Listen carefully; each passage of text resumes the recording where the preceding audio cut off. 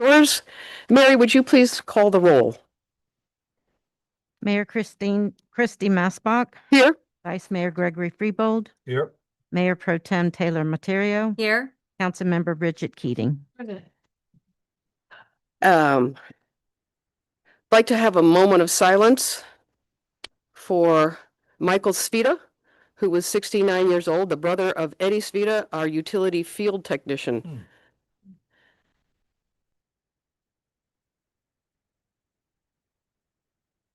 And Lord, I pray that you'll bless our proceedings today, give us wisdom to make decisions in the best interest of the town, as I know we all will. And we thank you, Lord, for guiding these proceedings, for guiding our thoughts, and for just being with us every day. We love you, Lord. Amen.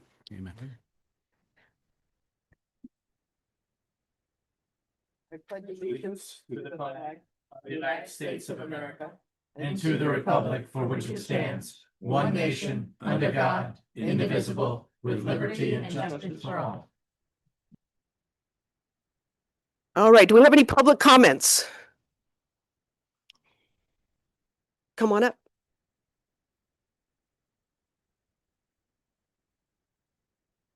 Hi, Honorable Mayor and Council. I'm Kathy Higgins, and I just wanted to introduce myself. I'm running for the Florida House District 89 seat, which Lake Clark Shores is a part of. And here's my husband coming in. He parked the car. I was born and raised here in Good Samaritan Medical Center, lived half of my life in Lake Worth, the other half in Atlantis, where I served for 12 years on their council. And I was also their first woman mayor, which I'm not a DEI person, but just so happened 58 years, they had never had a woman mayor, and I was appointed. So we run two businesses and employ about 400 people. So I'm in charge of contracts, proposals, payroll weekly, whether we get paid on time or not. I'm responsible to make sure all of our employees are paid on time. So I know how to be fiscally responsible. And in Atlantis, we kept 1 year's worth of finances in reserves so that if we didn't bring in one tax dollar, we would be able to fund our entire budget for a year without bringing in one penny. So that's the kind of mindset that I have when running a business, when running an organization, and when running the state. That's how I would want to be. And I've also been a teacher in 3 different types of schools. I've taught at Berkshire Elementary, which is a Title I school, and I've taught at 2 top-ranked schools, one in the public school system, Dreyfus School of the Arts, 16 years there, and 12 years at the King's Academy. So I feel like I have a broad idea of what education should look like because I've worked with all different genres of students and schools to know what kids need in education. And I have 2 daughters that I'm very thankful for, and I give God all the glory for everything they've accomplished. But I have one daughter that graduated from FSU with her Juris Doctorate in law. And I have another daughter that is going back to Alabama to get her master's in speech and language pathology.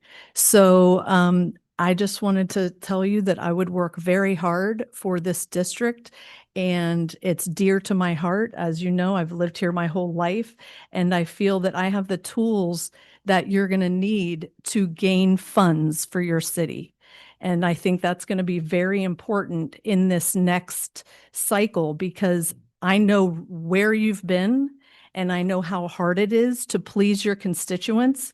And I would not have been there for 6 terms if I didn't listen to the people who I was serving, because they wouldn't have reelected me every term if I wasn't doing the job that I should have been doing. And after that 12th year, my mom fell ill, so I did not rerun. So I did not get beat out. I actually wanted somebody else to step up and serve. And I have a heart for service as well. I got it from my family. My mom founded the soup kitchen in Boynton Beach many, many years ago. I don't know if you knew about Hometown Heroes. but she was a hometown hero. And that soup kitchen is still running today. My husband and I have a heart for homeless people and people in recovery. We help them, and I back the blue like nobody else. So I believe our cities should be safe, beautiful, and well-funded, and we should listen to our constituents, and we should just do our best to keep America the way it should be. I've been endorsed by the Lincoln Reagan Committee and by the Florida House Republican Campaign Committee. I thank you for your time. I thank you for your service to Lake Clark Shores. It's a gorgeous community, and I plan to keep it that way with you if you elect me. Thank you. Thank you. Thank you for coming. Good luck on the campaign trail. Mayor, we have someone online that would like to speak. Pardon me? We have someone online that would like to speak. Oh, okay. Please tell us your name and your address. This is Pat Boyer, 1437 Mediterranean Road East. I have to make a comment regarding the code enforcement on the street. We have a house across the street from us, 1448 Mediterranean Road, and the owners both have passed away.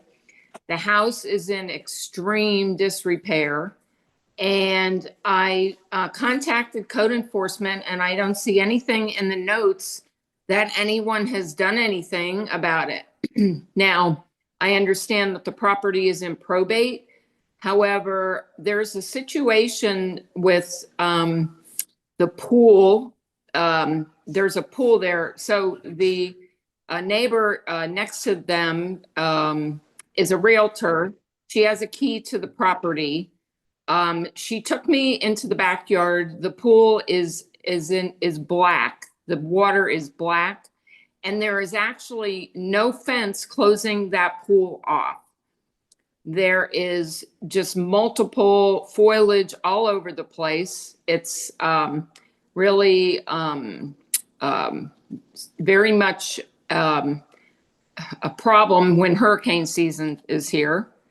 And like I said, the pool there's no closure to that pool. So I would like to know what the town is going to do regarding this situation. It seems that you need to step up and do something about it at this point. Did you say the address was 1448 Mediterranean? Mm-hmm. Yes, it was the Leslie East or property. west? I'm sorry? East. West. Oh, east. I'm sorry. It was Jennifer and John Leslie. John passed away first, and then Jennifer passed away more recently. And my understanding is that they are fighting about the house in probate. Maybe the son and maybe one of Jennifer's sisters, but nobody's taking care of it now. So I'm making I'm the sure you'll have Eric look into that. This is Yes, we will. Thank you. I contacted code enforcement and filed a complaint, and so I think it's time for the town to step in and do something.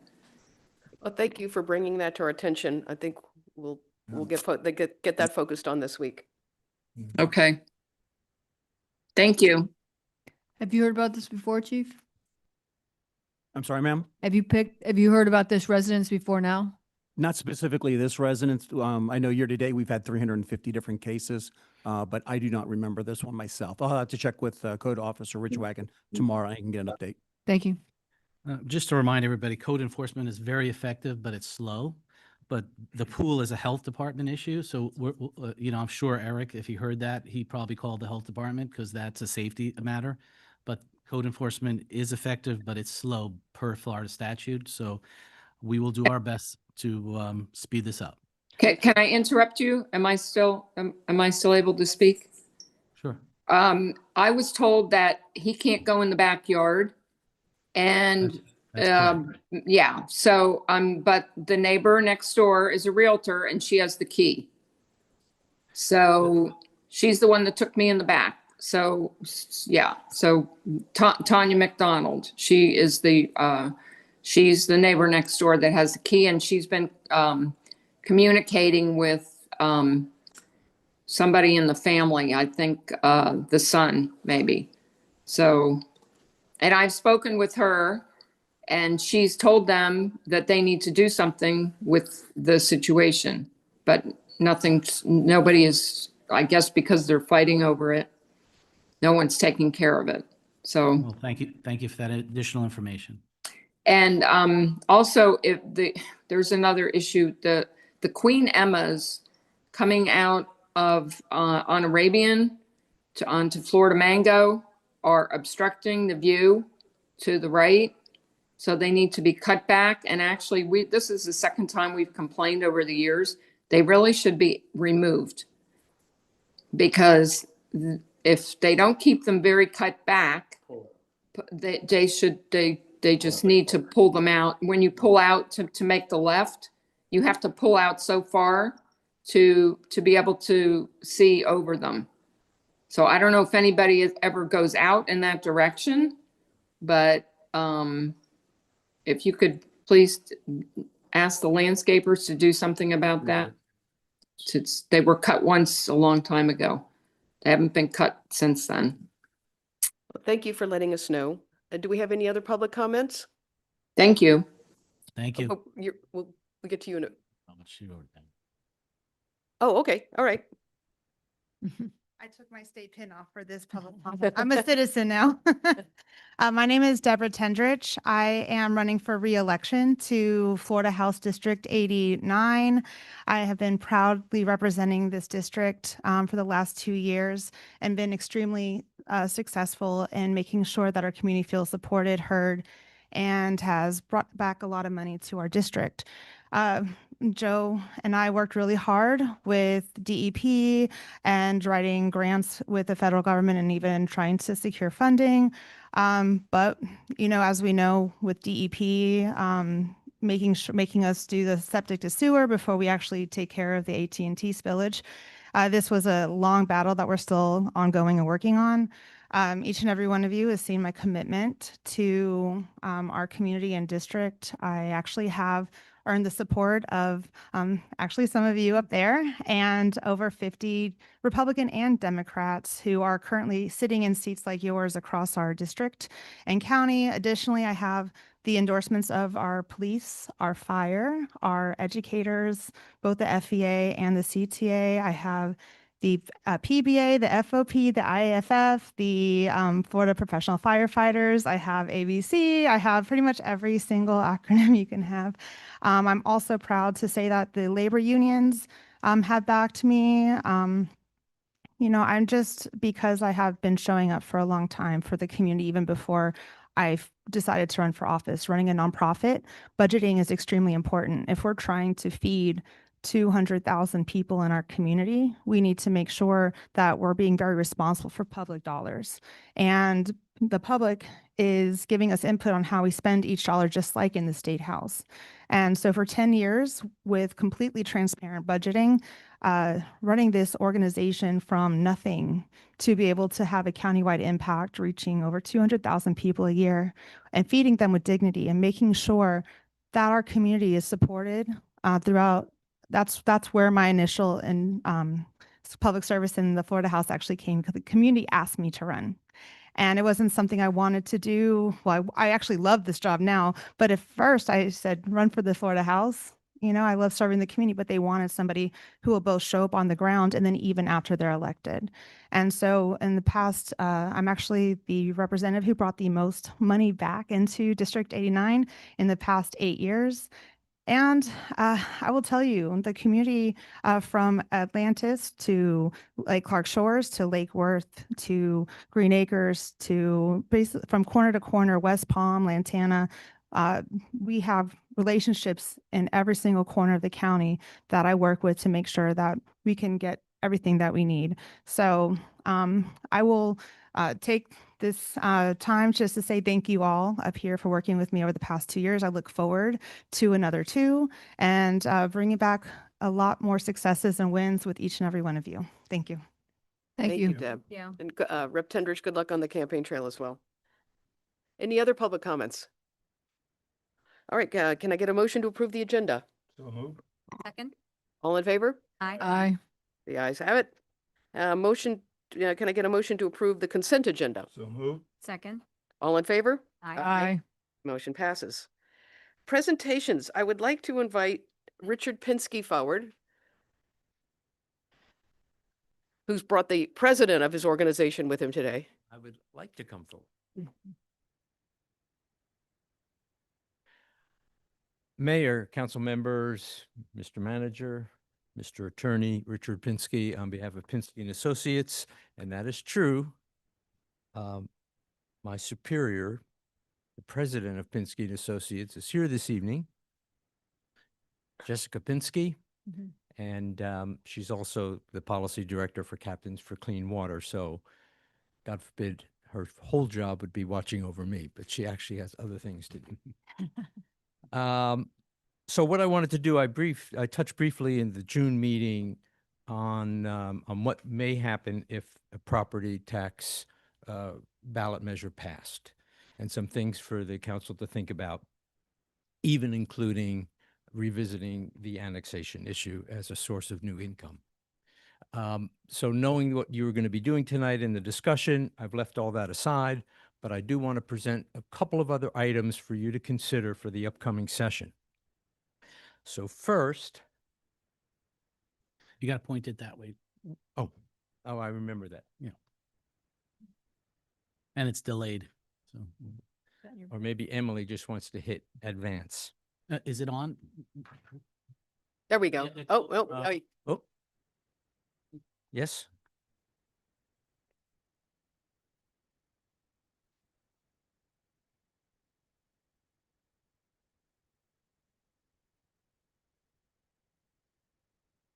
Budget shortfall already affecting batteries.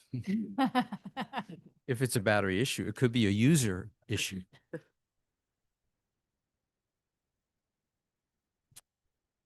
You could just say, Okay. You want me to just give a thumbs up? Yeah. Next slide.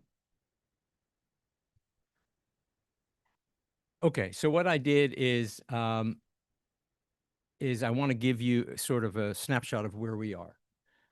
Forgetting the primary election for the moment, there is going to be a general election. I did not realize there was going to be general election folks here tonight. So the intent of this was only to give the residents in Lake Clark Shores an idea of things really happen on November 3rd. That's when things kick off. But I also wanted to put into perspective the Senate district, who currently were served by Senator Mac Bernard, how many other communities we share our list of requests and asks with. So if it was just Lake Clark Shores or it was just one or two communities, but actually, especially in the Senate, they have many children, and each one of the children have many requests. So depending on what happens at the leadership level, at every session, that will determine success. Same thing on the House side. We have Representative Tendridge, who's been representing us. She also has a few children that she has to worry about as well. Next slide, please. So after the general election on November 3rd, that's when things kick off. On November 17th, all the current, incumbent, and newly elected House and Senate members travel to Tallahassee and get organized. Now, we already know who the speaker is going to be. We already know who the Senate president is going to be. They're already thinking of who their chairs are going to be and who their leadership team is. But as far as the legislature, they get organized. They start determining bills that are being filed, referencing those bills, what committees are going to be heard, and they take the shape after everyone is sworn in on November 17th, as you know, the 6 traditional committee weeks. Those will kick off on November 30th. Then we have another 2 of them in January. And then we have 3 of them in February. These are the times that the bills are heard. This is when we travel to Tallahassee. We make our requests known. We formalize our requests and put them in a format for both the House and Senate to be introduced as member projects and whatever any policy issues go on. Then, of course, March 2nd, the session kicks off, and all things going swimmingly, we end on April 30th. Fingers crossed. Next slide, please. Yes. So as far as state spending goes, we're up a couple of, so as we prepare to think about 2027 and what is Lake Clark Shores going to be focused upon, the first has to be understanding the context in which we are living right now. There has been a downward trend from both the House and the Senate in state spending reduction. Next slide, please. So the recent budgets, now these are, of course, before the vetoes. The vetoes bump up these numbers. But this is what comes out of the House and Senate, and that's why this is important, because you can look at this and you can see the House and Senate leadership over the last 3 or 4 years, it actually goes further back, has been decreasing on a steady basis. So when we prepare our legislative request, along with all the other communities that we share in our House and Senate members, we have to understand that there's nothing that I can think of, unless you can think of something, that would tell me that the legislature is going to switch and start increasing spending. If anything, they may try to stay the same. The forecasting for the next 2 years continues to be dismal, although it's never really that accurate. But the point is, state spending is going down. So seeking state dollars is already a challenge. Next slide, please. Lake Clark Shores has had good success in years past chasing grant funding. Lately, that has been a mixed result. Part of that is the rules of the game keep changing. Whether you want to use the analogy of moving the goalposts or whatever you want to call the rules of the game changing, they have been changing. A good example is the FDEP, the Department of Environmental Protection Priorities. When we started off, we were right in the sweet spot.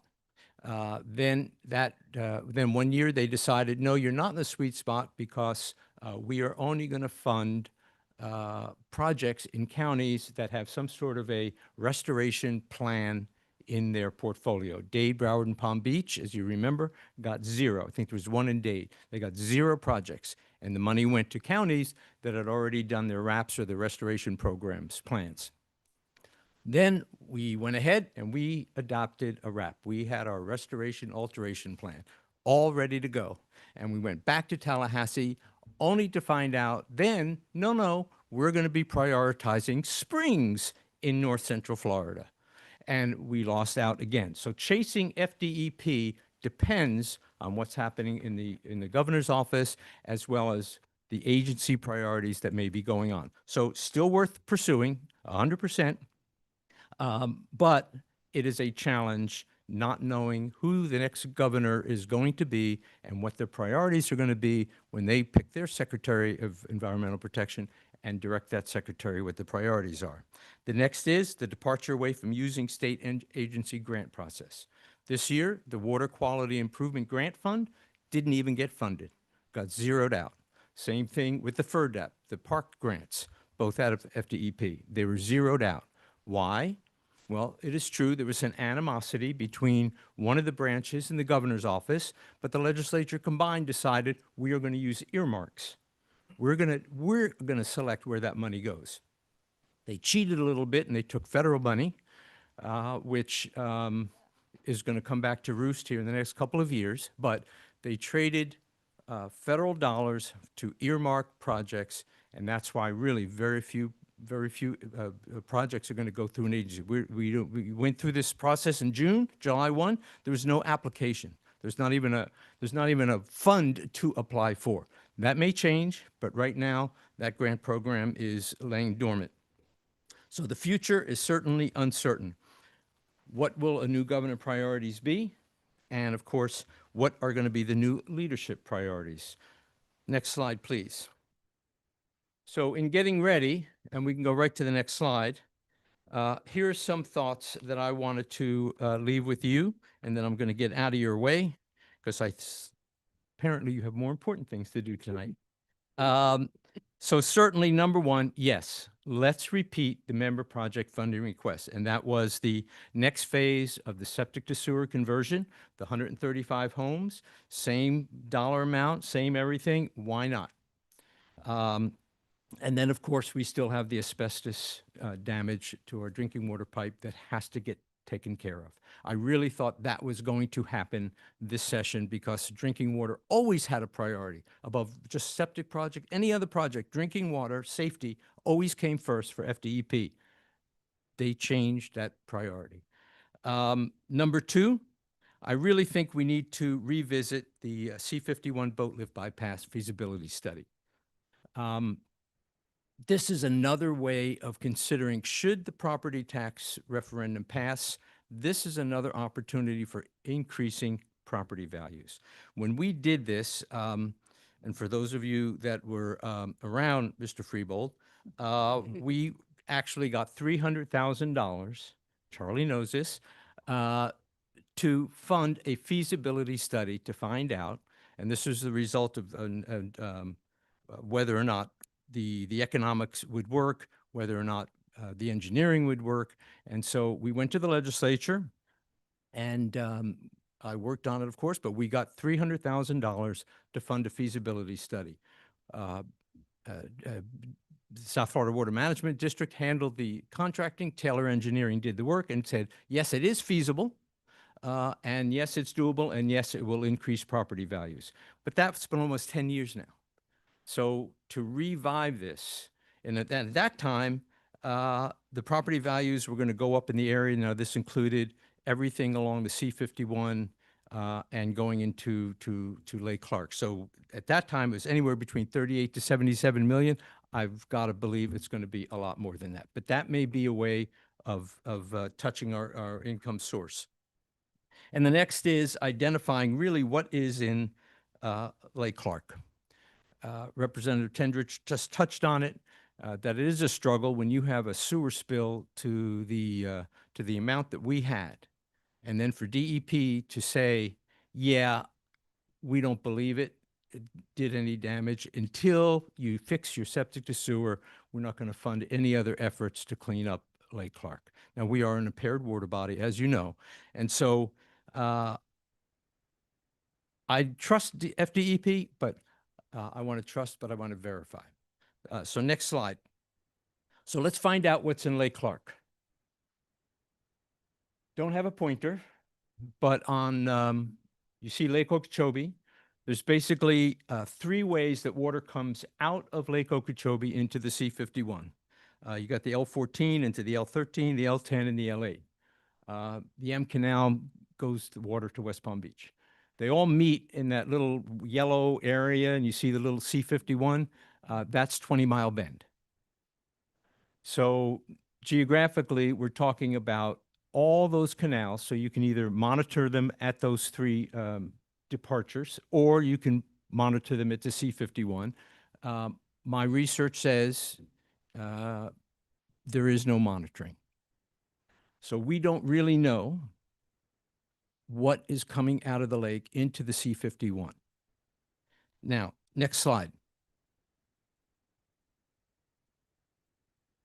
So if you notice that black line, that's the C-51. So it comes down Southern Boulevard, cuts across, and travels west of I-95, and then where that red dot is, I'm going to propose, and right there, who's got the pointer? Excellent. And then shoots down. Now, if you go down east along the C-51, just on the other side of US 1, go east. Keep going east Okay. to the right. Yeah. Well, There you go. There you go. You'll see a little red dot. Yeah. Okay. That is the flood control structure. That's the S-155 flood control structure. That is a monitoring that's taking place right now.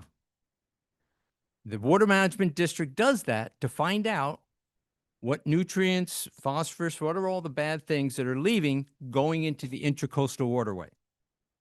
What they don't know is what's coming out of the lake before it gets to that monitoring place.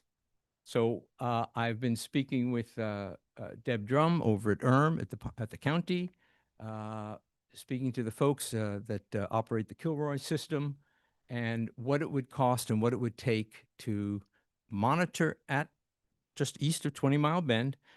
But then I want to put an additional one right at the entrance to Lake Clark.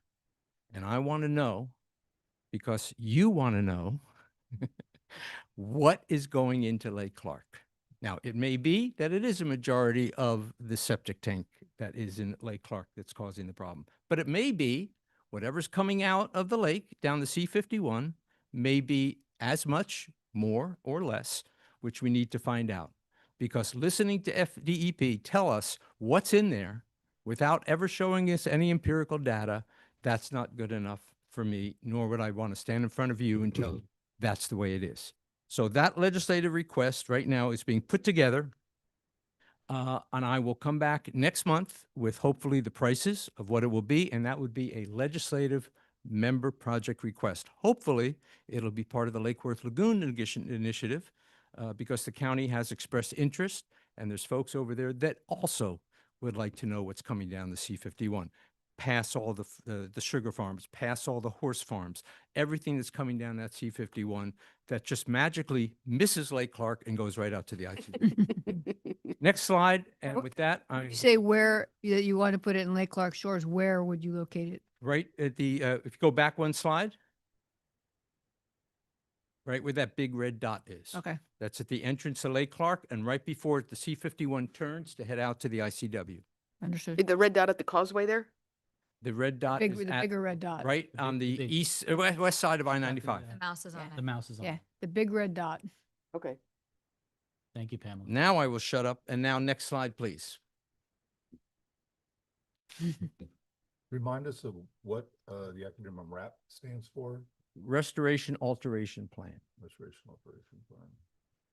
And Richard, we spoke recently and we're talking about this. Our numbers go back, it's been almost 15 years now since this was initiated. So, I mean, where do we go for that to update those numbers? There's $300,000 out there again for us. We hope. There's people behind me that I would be Be asking, Yeah, but I was probably 500,000 now. Yeah. But what it will mean as far as the return on investment Oh, yeah. it's a good thing. And so if that legislative ask occurs, and there may be other ways to do it besides a Lake Clark Shores member ask, because Lake Worth would probably be interested Yep. as well. There's probably folks going to be running They've for changed mayor their that care about it. views Hmm? since Then, Yeah, yeah, so that's a good thing. or a county ask. I And the mean, there's coun- other ways to do it. In the county as well. Richard, I'm very encouraged about the possibility of that study, because every time someone talks about septic to sewers ruining our lakes, I say probably, possibly, but what about all the other stuff that's coming in? And I'm sure there's other stuff. What's that? Airport, I'm sure there's other stuff. Yeah. airport, I-95, so on and so forth. We have some a lot bigger stuff running off than just the sewer, the septic tanks. So Oh, we still have our page on YouTube? Oh, yeah. the charrette. Okay. Okay, thank you very much. Thank you, Richard. Thank you, Richard. Very informative. Thanks. Okay, we have a legislative update from Representative Tendrich, please.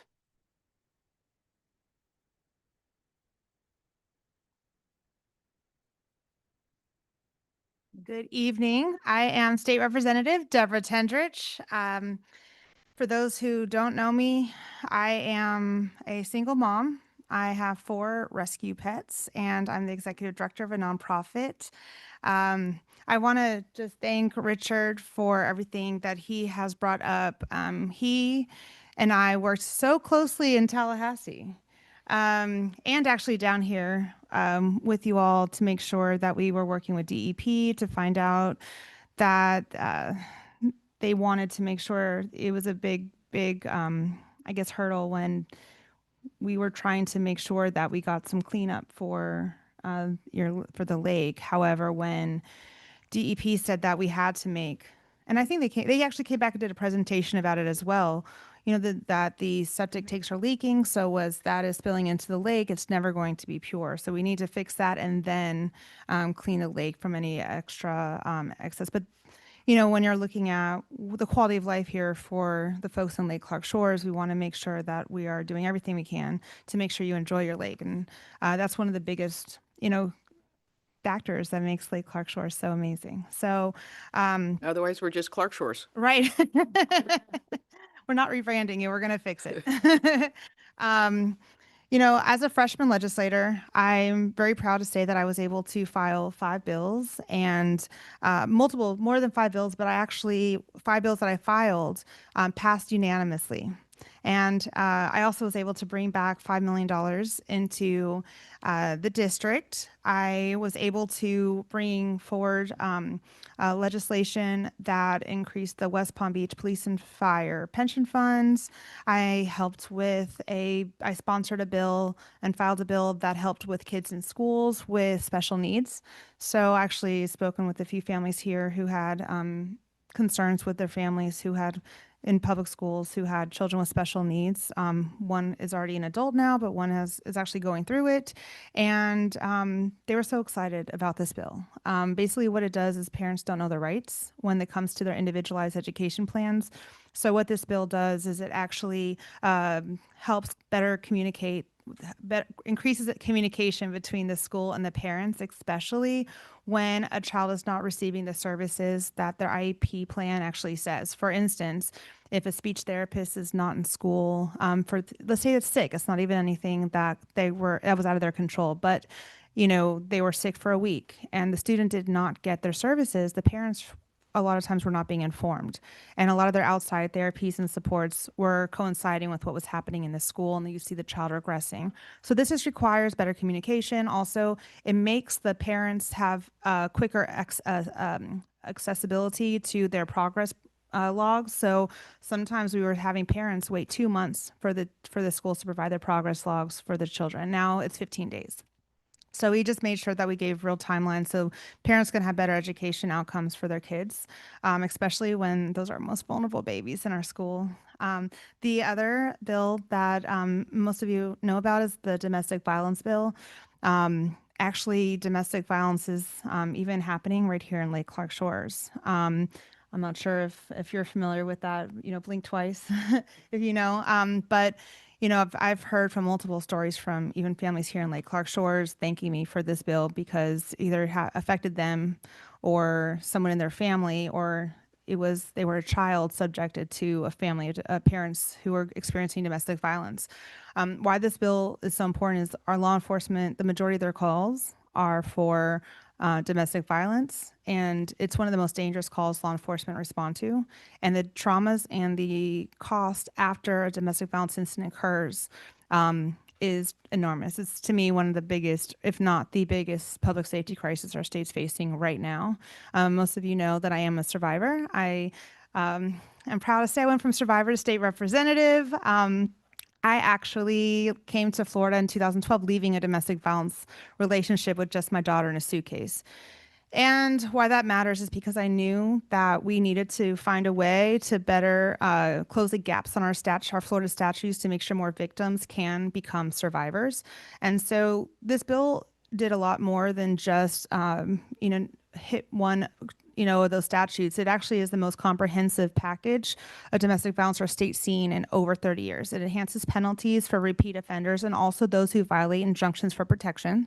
It also helps by increasing the victim relocation allowance. So it's really expensive for victims to relocate. It adds protections, additional protections for pets, emotional support animals, and service animals, along with military families. It creates a pilot program for GPS monitoring in Pinellas and Pasco County. And I believe I missed one thing, but as you can see, it's extremely comprehensive. I brag about this bill just a little bit because many of you are seeing fighting and a lot of divisiveness in politics. On the House floor, when I was able to present the bill, And I share this moment. I think it's just special. You know, Republicans and Democrats stood side by side with me, and the speaker actually extended debate time to allow all the members on the House floor to share why domestic violence matters to them. And why that is so important is because domestic violence hits everyone. It literally impacts the entire community from corner to quarter of our state. And then every member voted yes on the bill. And then the speaker opened up the board and every single member co-sponsored and signed their name onto this bill. And then there was a row about over 100, about I think 114 members on the floor that day. One by one, they lined up and hugged me. You didn't see that on TV, but it was actually a really, really special moment. And you know, that's a really, really proud moment I had in the last session, to be able to, in such a divisive time, to bring everyone together on a common goal. We also had, I know I want to touch on this when it came to property taxes. Lake Clark Shores is going to be hit pretty hard. If you want me to touch on that. I have a presentation actually right after. Oh, you do? Okay. Do you want me to hit on a little bit? Because I can talk about how we got to where we are today. Okay, so I won't go into Lake Clark Shores specific, but you know, why this matters is that this was a session-long issue. In 2025, there was actually a study in the tax package HB 7031, and there was also $1 million appropriation attached to it to do a statewide study on the potential impacts of elimination of taxes.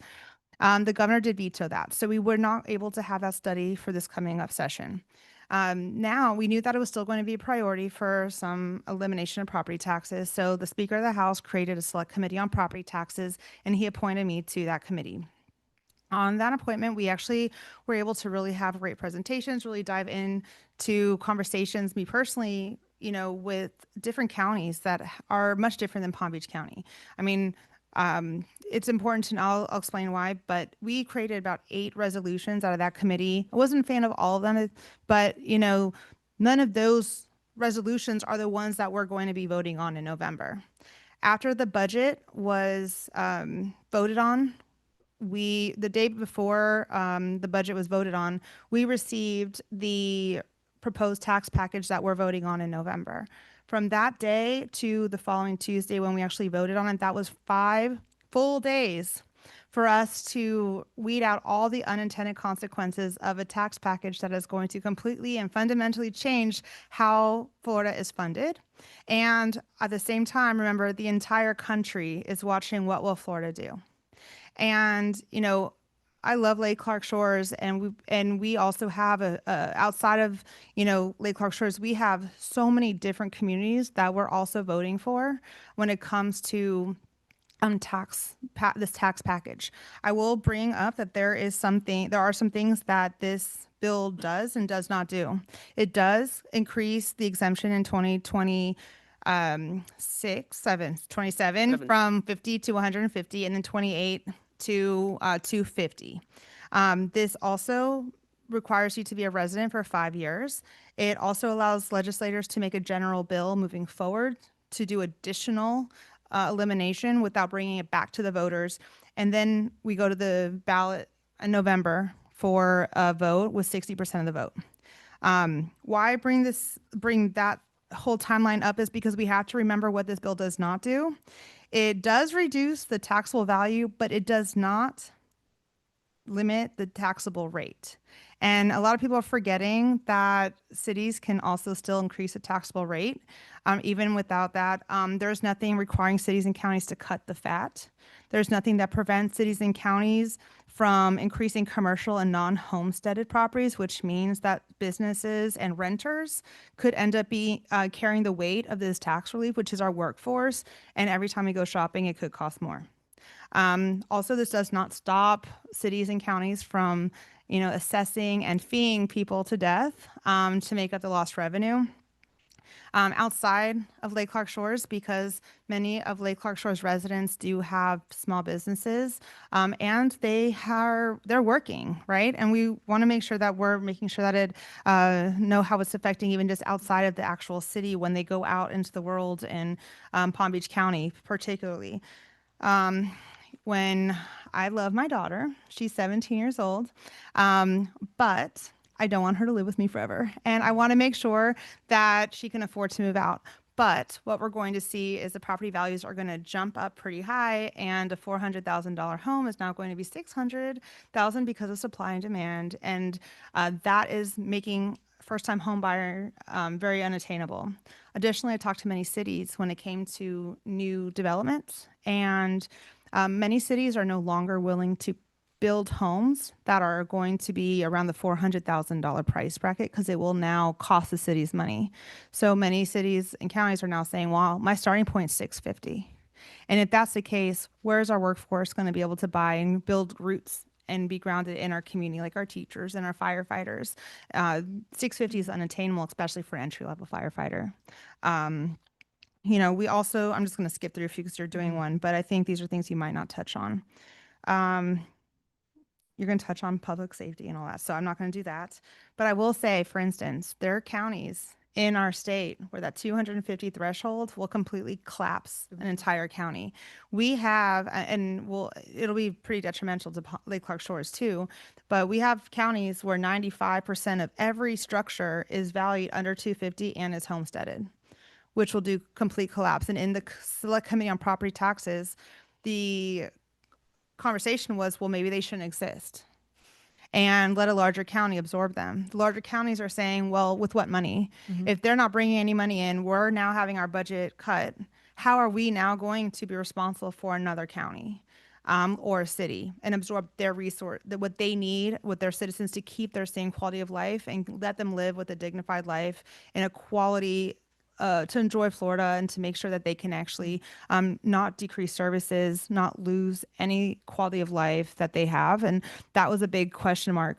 Another piece was that there was a trust fund that was going to be created to help fund some of those, because at the end of the day, anything happens like a recession, a natural disaster, or anything that a city or county might need, we're going to have to ask the state for money.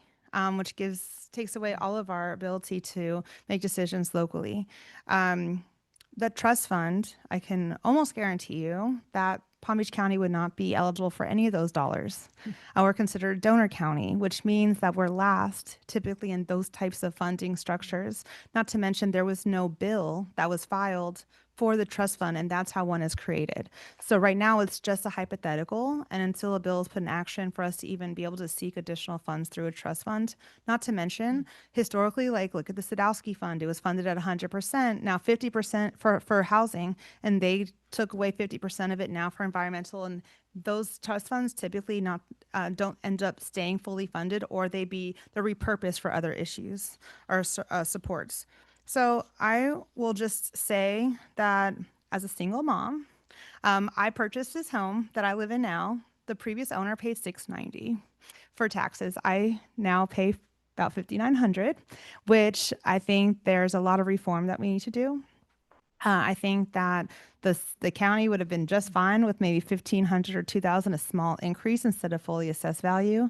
I think when you're looking at generational wealth, how we pass down generational wealth is really important. So we can make sure that, you know, grandparents can pass down homes to their children and their grandchildren without being taxed any higher, expanded deferment programs for seniors. And I even filed an amendment because in the nonprofit world, and anytime there's a really great benefit, people take advantage of it and abuse it. So I actually created an amendment that would, prevent fraud and abuse, or at least put additional guardrails up. And that also was not accepted. But afterwards, the bill sponsor told me I was onto something. But nobody was allowed to actually accept any amendments. It had to be passed as is. And there was one other bill that was not heard.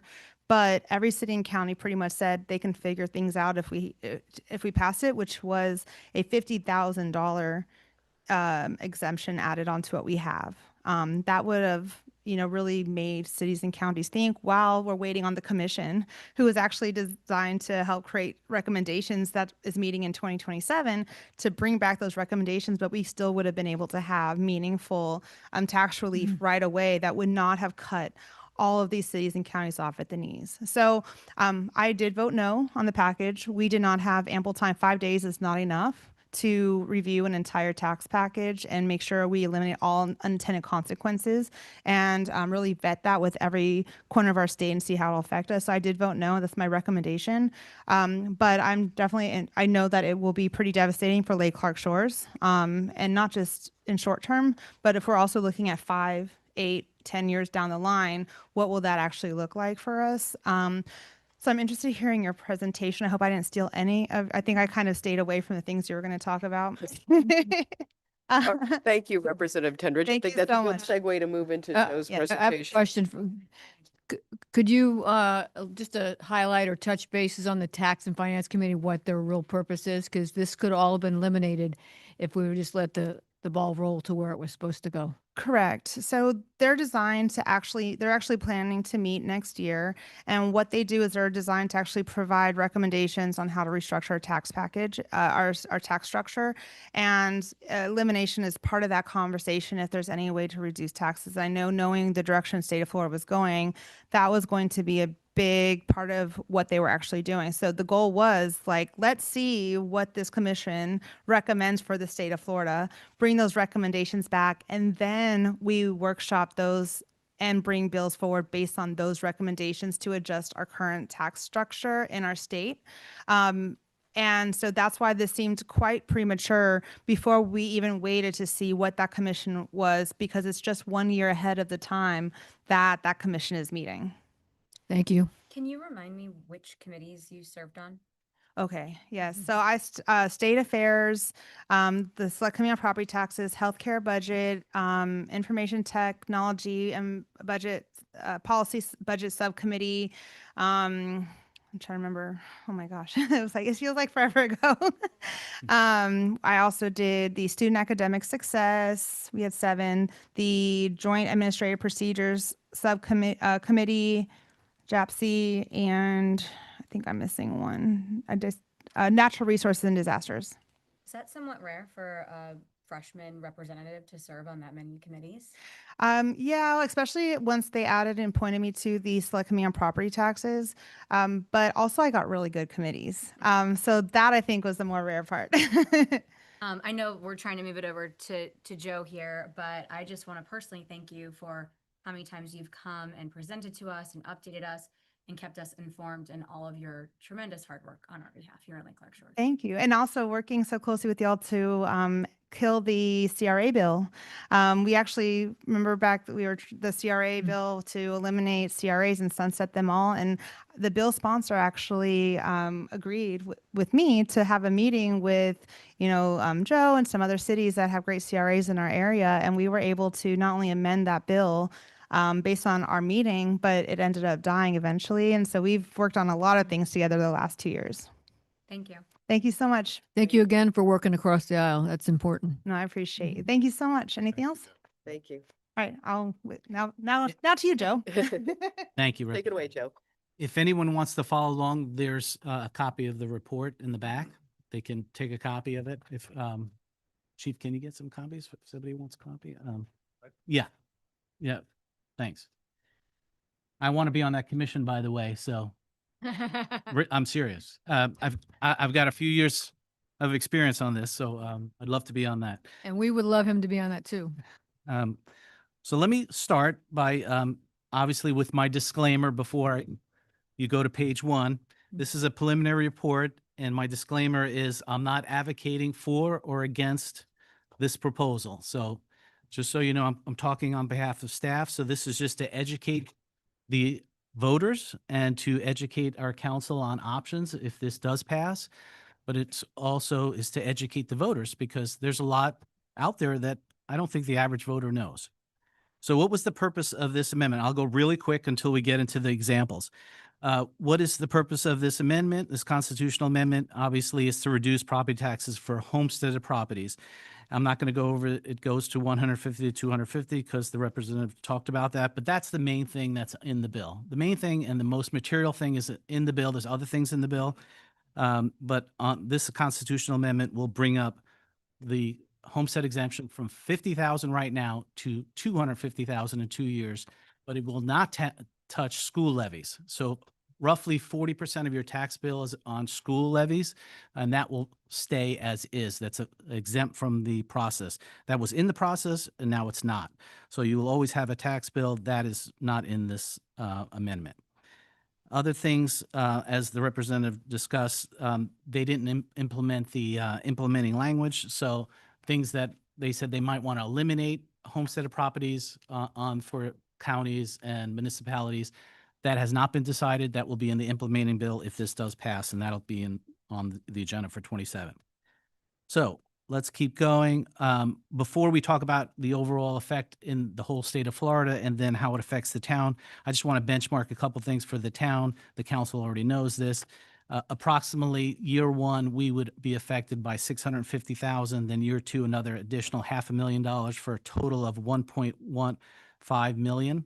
That's 44% of our ad valorem taxes and 25% of our general fund budget. It is a material amount for this town, because we are mostly homesteaded and we don't have a lot of businesses. All right, so let's go into what will this do overall globally in the state of Florida. There are 67 counties, 411 cities, and there's a lot of taxing districts. If you look at what are the options, obviously the options are to reduce expenditures and increase revenues. So the first thing, if you go by the book is obviously you look at capital expenditures, you reduce them, you delay them, you don't invest in your communities. What will that do? Obviously, the construction companies won't be happy, so that is a good thing. That's the good thing is the cost of construction has gone up crazy in the last few years. So this might actually slow things down. But if you work for a construction company or you're related into that field, obviously you're not going to be happy. So those are the pros and cons with that. Operating, obviously operating levels are going to be discussed a lot in counties and cities, service levels, public service levels, parks, which I'll go into, special events, all kinds of service levels, which I will expand on. Then staffing, it would go all the way from attrition, which is obviously not layoffs. It's when you retire, you don't replace that person, to hiring freezes, to layoffs. So that's going over what's the cuts that can happen statewide. The interesting part of this that most people don't realize is a lot of cities and counties have options. As discussed, we can increase our millage rates. There's no cap. There is a cap of 10 mills, but a lot of cities and counties are under that 10 mills. There's also other things like franchise fees and utility taxes that can be levied, that a lot of cities have some room. Some cities don't have room, which I'll discuss further. The real intriguing thing is special assessments. Nobody talks about special assessments. Special assessments are when they improve your property, private property. So I'll give you an example of something that could be an inexpensive and then an expensive special assessment. An inexpensive is a stormwater management special assessment. So that I'm dealing with a sinkhole right this week, right? We have a pipe that's a drainage pipe that's sinking. We'll have to line that pipe. It'll cost us money. We pay for that out of ad valorem taxes. Some cities already do this, but a lot of cities don't. A lot of cities don't. A lot of counties don't. Well, you can do a special assessment. You put a small assessment on everybody's tax bill to pay for and pledge those monies and dedicate those monies for these kind of expenditures, because it improves the special private properties. So that's not an expensive one. Usually they're $100 a year. Not that expensive. Let me go over one that's that could have the potential of being very expensive that no one talks about, is police and fire, because I don't know of anybody in this county that does a special assessment on fire. But again, what is the fire department doing? It's protecting your private property from a fire, right? So you can do a special assessment, which is allowed. It's legal, and it's done in a lot of counties throughout the state of Florida. So how are fire services paid for right now? If you have a high valued property or high taxable value, you could be paying thousands of dollars for fire services, because it goes on your value, right? If you've been living in your house for a long time and you have Save Your Home saved up and you have a homesteaded property for 30 years, you could be paying hundreds of dollars, right, for fire services, because it's based on your taxable value times your millage rate, right? But when you do a fire assessment, it all goes to equal. So everyone gets a bill of $500, $1,000 throughout the whole county. So there'll be winners and losers.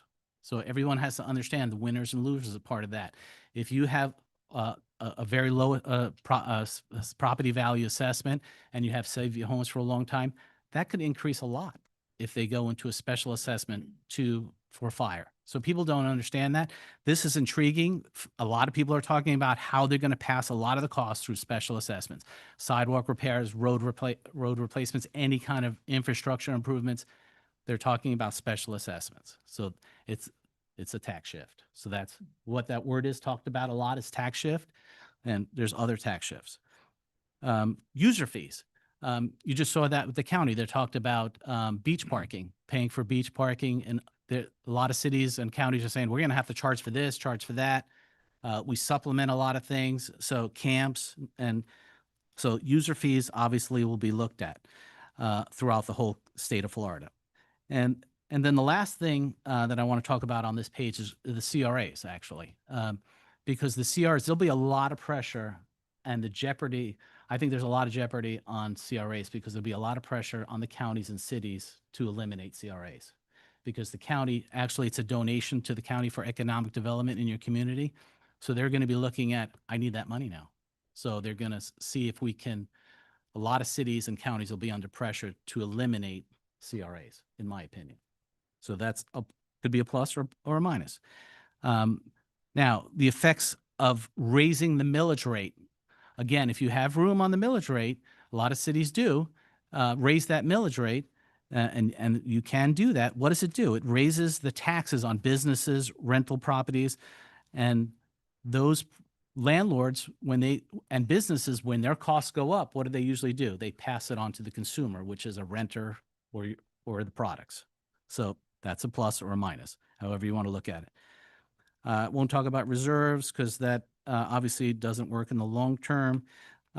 We've already talked about this may eliminate, in extreme circumstances, may eliminate some counties and cities. We actually talked about that a little bit. Obviously, there's some people think that's a positive and some people think that's a negative. So let's talk about the town. That's the most important thing, is our town. So what are our options? Obviously, most cities and most counties, the largest departments are public safety. So I don't see how you can ignore that. So a lot of cities are talking and counties are talking about they're going to close this fire station. They're going to lay off these men, firefighters, police. So we're going to obviously have that discussion if this passes on staffing levels, patrol operations, marine patrol, equipment on police, on public works and infrastructure. We'll be talking about delaying those projects or doing special assessments. On parks, this is a very interesting one. We keep our parks at a level B in my that's my calculations. Level A is Disney World. That's how you can always look at it. A is Disney World, right? When you go to Okeechobee Park, it's beautiful, but the trails, there's no irrigation, there's no edging, there's no trimming. Those are C and a D. So a lot of cities and a lot of counties will bring down those standards for medians and landscape and parks. Saves a lot of money. When you change a grade, and I think our parks are beautiful, and the town also maintains the whole town residents keep up with their properties, and everybody's about to be in this whole town. So if we decrease our service level, who knows on what that'll do to the rest part of the town. So that'll be a cost savings if you want to look into that. Some cities are looking, I won't spend a lot of time with this, but on just cutting their budgets, giving me a budget with 25% reduction on every department. Obviously, I think we'll look at what's important to this town. So what revenue side, what options do we have on the revenue side on this town? We're pretty lucky. Like I said, some cities and some counties are not lucky. That they're high on the millage rate and they don't have flexibility on franchise fees and utility taxes. We don't even have a public service tax in our town. So what that means is if you live in unincorporated Palm Beach County, your electric bill is 10% higher than it is in this town. But we can just incorporate that with an ordinance. We can pass that, and that will bring in $300,000 to $400,000 just by doing that. That's one thing this town says, we're going to have ad valorem. We don't need it. We'll have ad valorem subsidize that.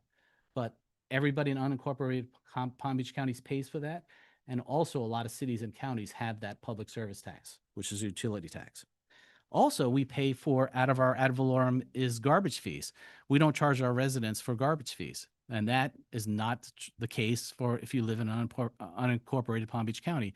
If you look at their tax bills, their tax bills on the garbage assessment is like $300 higher than ours because they make them pay for that.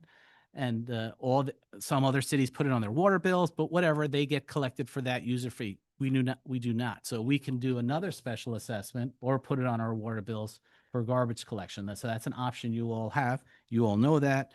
That'll bring in over $400,000 that we pay for that. Other things that we'll look for is user fees and that we could look on the revenue side. Again, I think it'll be a combination. If this passes, we'll look at revenues and expenses, cutting expenses and revenues. So that's for later, but I just want to keep the discussion going, what's in this bill. And remember who's hearing this on YouTube. If you have any questions, how the numbers affect you, you can always call me because I'll go over because all the numbers affect people differently. To conclude, we're in great shape. We've always been in great shape. We're financially sound. We have very fiscally conservative management. A lot of cities, or maybe no city, can say that we've reduced their millage rate 4 consecutive years in a row. So I'm proud of that, working with this team, working with this council. 4 years, that's a big deal.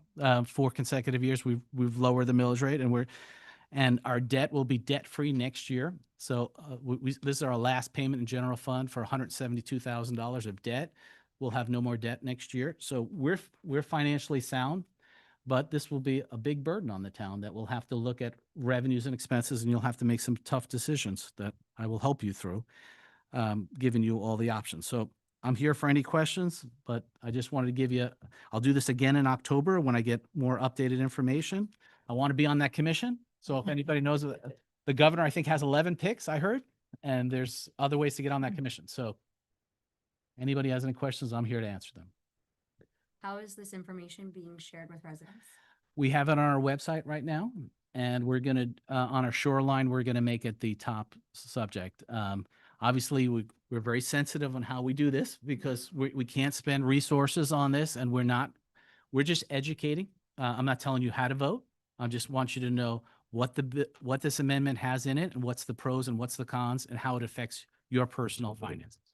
And you mentioned assessments.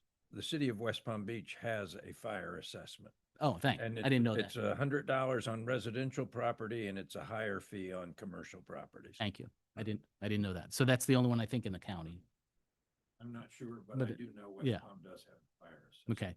There's others in other counties, but again, we know it's legal. Just so you know, they're talking about a special assessment for police, but that's stretching it because what do police do? I'm not an attorney, but they protect individuals' health, right? They protect personal safety. But you can say they also deal with burglaries and they go to your house or something like that. So if they can actually do a study and see how much it costs for that portion of their services, they can do a special assessment. And one of the believe. reasons that some cities do have the special assessments, unlike ad valorem taxes, it's a benefit assessment, and therefore tax exempt properties are not exempt from the assessment. That's correct. But it has to be fair and equitable. So it has to be Correct. the same throughout everybody. So it's intriguing that what everyone's talking about, special assessments behind the doors, about how to implement special assessments if this passes. Just to put it all in perspective, Lake Clark Shores has 1,524 parcels. 1,431 of those are residential, and of that, 1,203 are homestead. So 84% of our residential parcels are homestead. That's a very high number. A lot of cities have 50%. Or less. Or less, yeah. I watched a couple of months ago, I watched the county commissioner meeting where Dorothy Jacks, the property appraiser, was first speaking to them right after the good folks in Tallahassee came up with this. And she spoke to them for about an hour. In the first 3 minutes of her presentation, she said, "I fear for our lovely bedroom communities like Lake Clark Shores." Um, if this bill passes, there will be some towns and some counties in North Florida don't have a single property worth more than 250,000. All right. There'll be some that just have to go away. Lake Clark Shores is not going to be one of those, not while we're up here. But it's I just wanted you all to understand the numbers. We are more than 80% homestead. So it will have as Joe said, we'll lose, imagine if you lost 25% of your income overnight. And, you'd have to really start eating beans and franks. I did meet face to face with 5 different Palm Beach County state legislators to talk about this with them. Rep. Tendrich being one of them, but I met 5 face to face, and it's interesting. I got different perspectives from even members of the same party. But I'm in front of everybody that we need to be in front of, and we're talking about this, and we'll just continue the discussion. Anybody? Okay, at this time, it's disaster for us. I mean, the sky's not gonna fall, but it's gonna be a shift. That's it. Still pay, maybe more. I just wanted to remind a note that we had last meeting about the school board, even though it's not affecting their property taxes, this property tax amendment will affect them because there are resources that are used through our ad valorem taxes. They're nurses. All their nurses are school So guards. there is going to School be guards- impacts to schools. School guards and nurses are 2 of the big ones. I read a report how it's gonna affect the veterans. Substantially affect veterans. Hopefully everybody does their homework. Really Mayor, there's an audience. affects every single one of us here. So do your homework Yeah. and hopefully we all vote the proper way. I will note also that the police union, the fire union, and the sheriffs have all come out against this. But again, I'm not advocating one way or the other. I just want everybody, the point of this discussion is for everybody to know what the trade-offs will be. Did we have someone from the audience? Could you use the mic so people at home can hear you?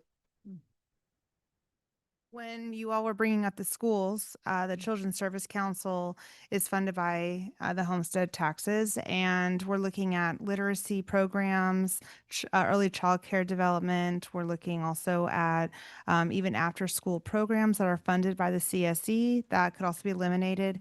And one of the concerns that also with decreased funding for law enforcement, we're also looking at when idle minds have nowhere to go after school, crime goes up.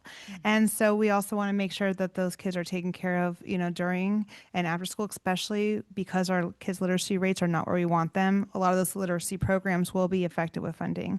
Also, the healthcare district. The healthcare district is also funded by our valorem taxes.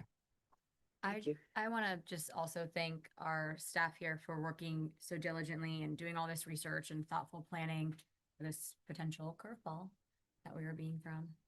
Thank you. Any other comments or questions? Echo the sentiment, without the staff, we wouldn't be where we're at. We can, we're only as good I'll be on the commission. we're only as good as the information that we got, the resources we have. Well done. So thank you. Could we get the town manager's status report, please? Sure. It's an abbreviated one, but it's important that we keep mentioning that the 2 meetings in September, we all have to be in attendance there. It's the 8th and the 22nd. So our meetings will be on the 8th. They're both on a Tuesday, 8th and the 22nd. Then we go to our regular October 13th meeting. And then in November, we had a request to change it from the 10th to the 17th. So you guys can discuss that under your comments again if you want to switch it over to the 17th. And events coming up, our senior club is doing awesome.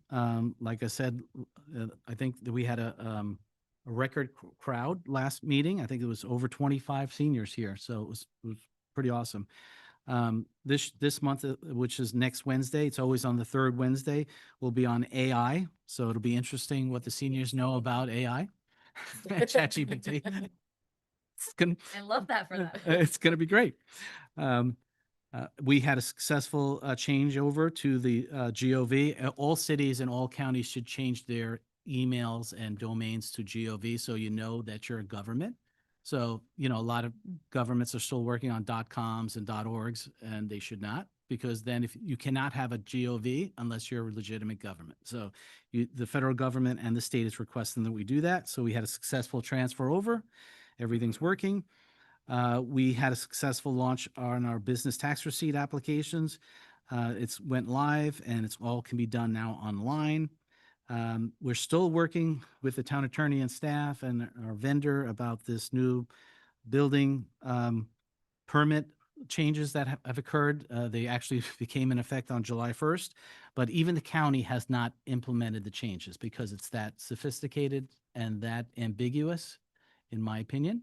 So we're still working on that. We want to get it right. But there's some large cities that have implemented new rules, so we're obviously stealing ideas from them. The fishing camp was a great success. We had 40 little, they were the cutest little kids. They were weren't they, adorable. Mayor? They And we had 40 participants, which is, I believe, a very good turnout. And half of them were residents and half of them were non-residents. So just giving you the numbers, everything. That's my short staff report. Do we have a town attorney report? No, we asked them for the next month. Okay. We were told not to have a Yeah, report. yeah. That's a. We said no report. Chief England. Good evening, Mayor. Thank you. Just a few things to report. First of all, this was the first week of school, and we had several officers out at all the various school bus stops affecting traffic, had them out on Forest Hill Boulevard, just making sure everybody realizes school is back in session and to drive safely, especially with all the kids on the roadways. Also, we're about halfway through hurricane season, but this is the peak of hurricane season. So just to remind everybody to stay diligent as far as your hurricane plans and your supplies, watch the weather. I believe even today we have two cyclones early development, but they're coming off of the coast of Africa, you know, every few days. So you need to be diligent. We're just watching the news. All it takes is one. All it takes is one. Absolutely. Happy to report that Lieutenant Fisher did complete her FBI law enforcement executive development training. Congratulations. Trilogy for her. Yep, that was one of the goals I had set for her last year. So she completed the third of the 3 courses. So we're very proud of her. Also, the county e-bike ordinance is in draft form as we speak. It's going to be presented to the CJC, or the Criminal Justice Commission, later this month. And then if everything goes well, it will then go to the County Board of Commissioners for adoption. So we'll be watching that closely also. Last month, we did have a gentleman, Chris Zimbelli, I believe if I'm pronouncing correct, Zimbelli, who had commented on resident across from him and some code concerns. I did have the opportunity to speak with him after the meeting, and he spoke with the lieutenant the next day. And although he's out of town, when he comes back, we'll be addressing the specific issues with him. We also went out to the residents. We did notice some violations that we've been working with the homeowner on, who's been very compliant with us. So we're addressing those concerns as we do all concerns that are brought to our attention. And lastly, while we were speaking, I did have an opportunity to speak with our code officer, Rich Wagon, regarding the comment earlier this morning on Mediterranean. He is aware of that property. In fact, he even sent me a little screenshot of it on my cell phone when I asked him about that. So I'll get a brief on that tomorrow and be happy to pass that along to you all through Mr. Lobello. Thank you, Chief. That's my report. Any questions for the chief? No, thank you. Oh, Chief, I have a bone to pick with Palm Springs. Palm Springs. Go right ahead. Well, Or do you want to they talk about it poached. later? They poached. Oh, yeah. Well, we'll talk about that later. Okay. It's not the first time. I know, but we have a spirit of celebration with them that should have a firewall of some. It's not right. What the? It's not right. No, it's not right. No. Chief Martinez. Good evening. Sorry. You brought up senior events. Just wanted to let you know that we could do some of that community education during those senior events. That's normally how we do them. Some hands on the chest, some staying alive, music, and you know, it's a good way to pass the time. And again, we're always happy to be involved. Palm Beach County Fire Rescue ran 21 calls in Lake Clark Shores in the month of July. Turnout time again, 46 seconds, which is great. Minute 30 is what they normally get to the truck and pull out of the station. And they're doing half the time. And that's all I care about. That's really what I care about.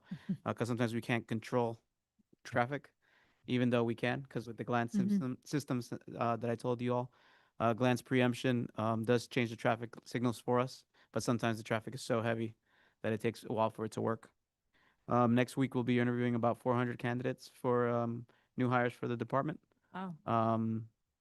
I get to sit through a week of listening to the same thing over and over. Did you say 400? Over 400, yes. That's what finally made it through. It's usually like we had about, I think, almost 700 applicants, but they get weeded out through the system, through the, you know, if you fill something out wrong, it's a very tedious process. And it's like that on purpose to eliminate the people who are not paying attention. But yeah, we're down to 400 and something. That's what we're interviewing next week, and then hopefully get 100 and something hired over the next year. It's actually pretty good. Yeah. To make it through that far. Usually it's a little I- higher. And you know, usually they mess up the application system. Something's expired. Something always does go Color wrong. ink.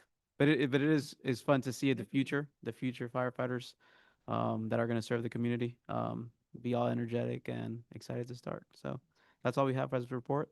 Thank you all for having us. How many they plan to hire? Just a little over 100. We usually do 40 per class, 3 classes a year. So that's about 120, but usually 20 drop off at some point throughout that system. Also a relief factor. Any new stations on the horizon? New stations on the horizon. Right now we have station 24 currently being built on Seminole and Westgate. It's building pretty fast. We're expecting about in a year or so to be ready. Station 92, which is on Lake Worth and Lyons, is going to go live September to November, around that time frame. That's our next newest station, falls under my district. So I'm excited for that. And then that's currently it that I can really speak of. Not sure. Again, this whole thing has a few things on pause. Yeah. But we're just standing by patiently, and we're gonna serve and run calls no matter what.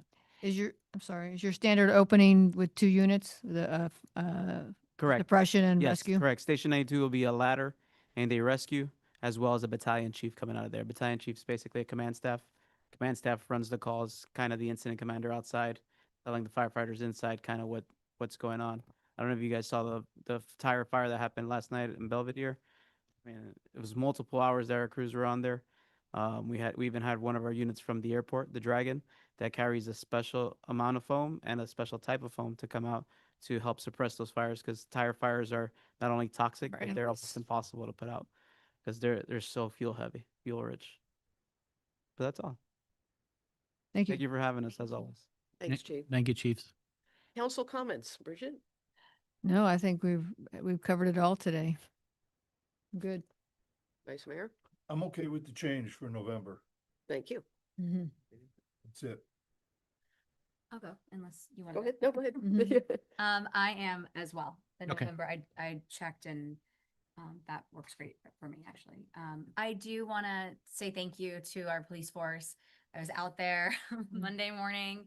I waved to you guys. I thought it was so impressive to see you multiple times out there. And I also want to thank you, Chief England, for jumping into action this evening and getting right on a call to find out about the pool. When I served on the code board, that was such high priority for us, obviously because of the safety concerns, especially for children. So I know we're going to get that taken care of like immediately, and I trust that that's going to be happening. And so thank you for always being so diligent and on top of things for us. And I also want to thank Representative Tendrich once more for being here, as well as Richard for joining us, and all of your thoughtful ideas around what our future looks like here as well. Tomorrow I'll be attending the League of Mayors Conference, and then the 3 days after that, the Florida League of Cities. Are you able to join us? No. Okay. The 3 of us, the 3 amigos over here, will all be going and representing Lake Clark Shores. So we look forward to reporting back to you on that at our next meeting. I'm sorry, may I Yeah. add one thing? Please. 1448, I think if you go back behind there also, the overgrow is affecting the waterway too. Okay. So have Eric check that out if you could. Oh, what about is it the mango plants? Is someone gonna look at those? Yeah, yeah. Okay. We'll look at that. Would someone like to make a motion to adjourn? So moved. Second. All in favor? Aye. Aye.